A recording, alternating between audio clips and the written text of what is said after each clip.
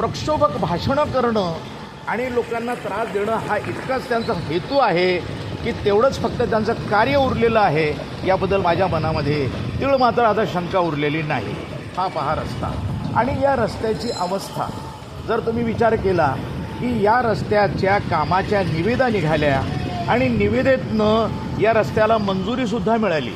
पण प्रश्न असा आहे की मंजुरी मिळाल्यानंतरसुद्धा या रस्त्याची अवस्था आज जर आपण पाहिली तर बघा हे रस्ते. आता हा समोरचा भाग आहे, समोरचा त्यांनी कॉन्क्रिटीकरण केलेलं आहे आणि कॉन्क्रिटीकरण केल्यानंतर समोरचं चेंबर आहे. चेंबरच्या शेजारी इतका खतरनाक खड्डा आहे. आता एक वाहन इकडं गेलं, चुकून जर त्या वाहनाचा टायर मागच्या बाजूला जर पडला असता तर त्याची काय अवस्था झाली असती हे मला सांगण्याची आवश्यकता नाही. याच्यासाठी भविष्यवेत्ता होण्याची सुद्धा गरज नाही.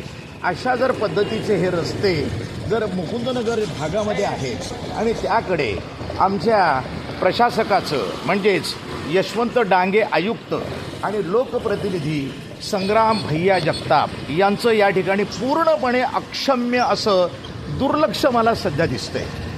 त्या रस्त्याची अवस्था बघा. मी गाडी चालवत असताना 10 वेळा हेलकावतोय, डोलतोय.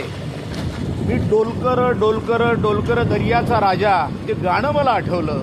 अरे या ठिकाणी आहे तरी काय. मी पाण्यात चाललोय की रस्त्यावरती चाललोय, रस्त्यात चाललोय की खड्ड्यात चाललोय. अक्षरशः मुकुंदनगरचे निवासी या ठिकाणी खड्ड्यामध्ये राहून आपलं आयुष्य व्यतीत करत आहेत.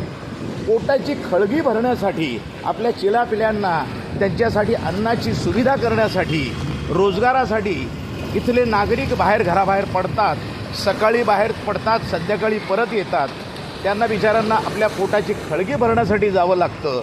या ठिकाणी लक्ष कोण देणार. प्रश्न असा आहे. हा स्पीड ब्रेकर बघा आलाय, पुढे बघा खड्डेच खड्डे. स्पीड ब्रेकरची सुद्धा आता आवश्यकता राहिलेली नाही आहे. इतके खड्डे आपण या ठिकाणी पाहत आहोत. म्हणजे प्रत्येक फुटावरती खड्डे. रस्ता हा मुळात अस्तित्वातच नाही आहे.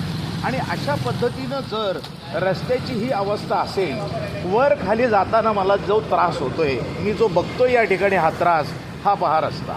आता याला तुम्ही रस्ता म्हणणार का. मुकुंदनगर भागामध्ये राहणारी माणसं नाही आहेत का. तुमचं फक्त जनावरावरती प्रेम आहे, गोमातेवरती प्रेम आहे. माझंसुद्धा गोमातेवरती प्रेम आहे. गाईवरती प्रेम करा, बैलावरती प्रेम करा, कुत्र्यावरती प्रेम करा, पण मनुष्याला सुद्धा बघा. मनुष्य या ठिकाणी मुकुंदनगरचे निवासी अक्षरशः जनावरांपेक्षाही वाईट अवस्थेत इथं जगत आहेत.